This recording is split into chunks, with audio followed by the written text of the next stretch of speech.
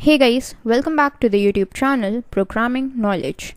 In today's Microsoft Excel tutorials video, we would be continuing our lecture on conditional formatting.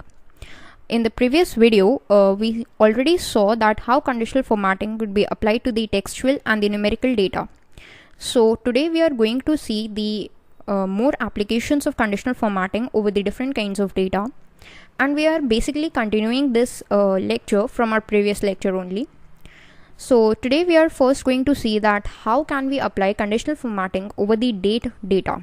So here is our video from the previous, here is our table actually from the previous video itself, which is containing this date column, and over this column we want to apply conditional formatting. So first of all, you got to select all these cells you want to format, then go to conditional formatting, highlight cells rules. In this you can see that there is this option called a date occurring. If you just click on it, then you can see that there are this is this drop down. By default yesterday is selected. So what is your current system date? According to that, whatever was yesterday it has selected, and if that yesterday is present in your data, then it would be highlighted. But since no yesterday is present in my data, so it's not highlighted. What if I just go to today? So today's date is 3rd of May. If I just go to today, then you can see that this date is now highlighted, which is today. Similarly, if you want, you can highlight this tomorrow, which is 4th of May. If any date is occurring in the last 7 days, you can highlight that as well. So today is what is occurring from the past 7 days. That's why it has been highlighted. Any data from the last week, not present. Any data from this week, yes, this is this whole week today lying ahead of us. Next week, no data. Last month, no data. This month, yes, this whole data. So that's how you can apply these different kinds of formatting over the date data in conditional formatting. Apart from that, if you want, you can go to the highlight cells rules, and that's equal to option would also help you to highlight the data. Like if you just apply any kind of data to it, suppose 4th of May 2020, then yes, that data is present and it has selected it.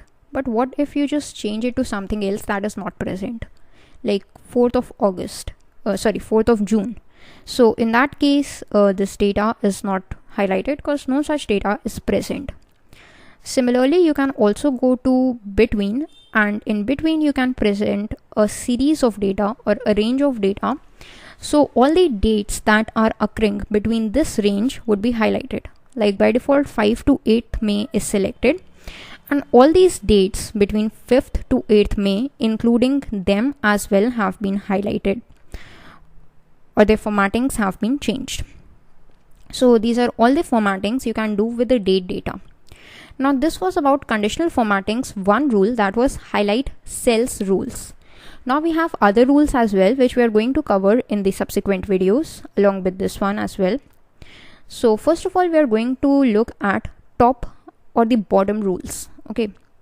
So if we just go to top bottom rules, then these rules are generally applied over the numerical data. If you want to understand it simply, then you can apply it to the numerical data. Okay. So for that, first of all, let's see our data, which is this numbers data, and there are some numbers we have. So over this numerical data, we are going to apply it. So just select these cells, go to conditional formatting, top bottom rules.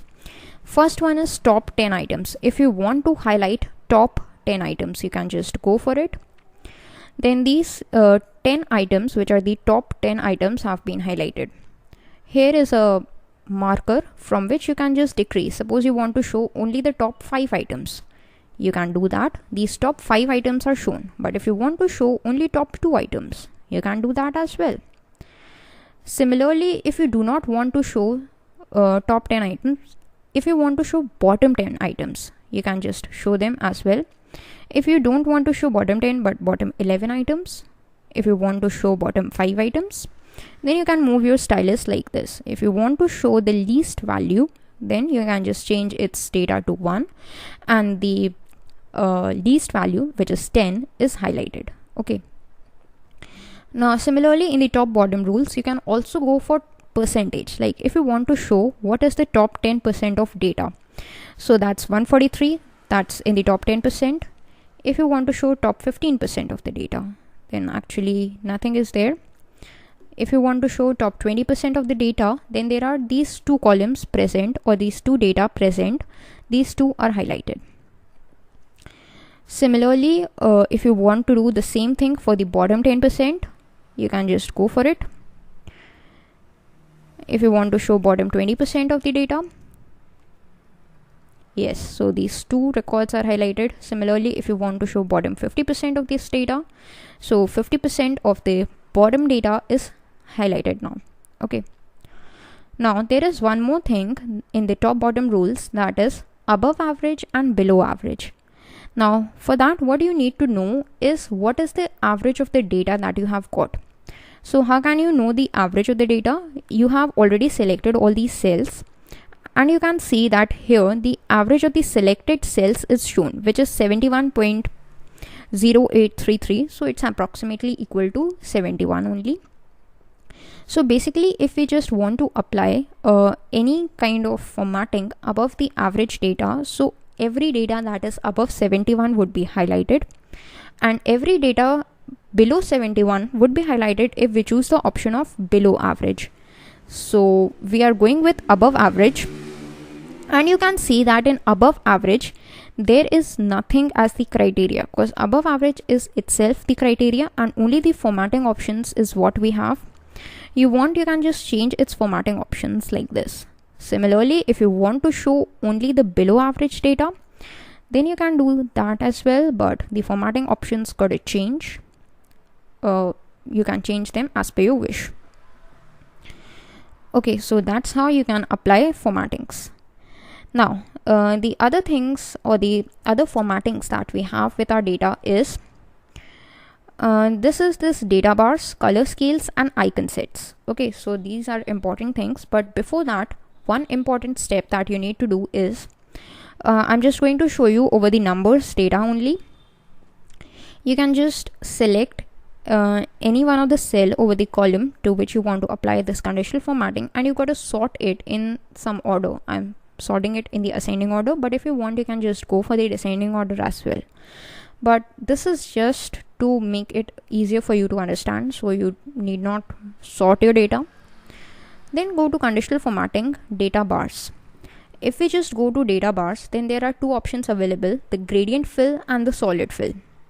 So if you just go for gradient fill, say green color of the gradient fill, then you can see that these kinds of the data bars are shown. If I just zoom in a little bit like this. Okay, so you can see these data bars are shown, which are for depicting these numbers. Okay, but if you want to just change its gradient to something else, you can do that as well. And similarly, you can opt for a solid fill also instead of a gradient fill. So since you can see 10 is the smallest number, it has the smallest bar. 143 is the largest number, it has the largest bar. But to show you that sorting has no application to it, suppose I change it to say 10. Then yes, 10 is also a data, and the data bar relevant to 10 has been occurred over here. So the reason why I have done sorting is to make you clearly understand of this contrast over here. You can see the pattern of increasing. Similarly, color scales are also used for the same purpose as data bars, but there is a disadvantage. What is it? Suppose we apply this, we can just clear rules first from the selected cells to just remove these data bars, then go to color scales and apply these color scales. So you can see that there are these color scales which are from red to green. Red is the lowest value and 143 is the largest value. So the contrast is shown clearly over here. But what if we just change some of the values, like we just give it a 10, a 20, and again a 10 like this?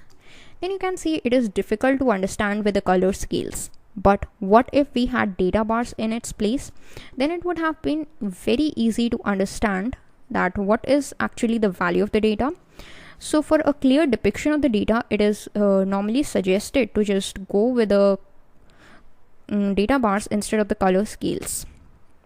Okay, so just go with the data bars here like this. Okay, so this is how you can depict your data with the data bars. Then there is another thing that is known as icon sets. Now, how can we apply conditional formatting through icon sets and some more things is what we are going to cover in the next video. This is all for today's video. Thanks for watching.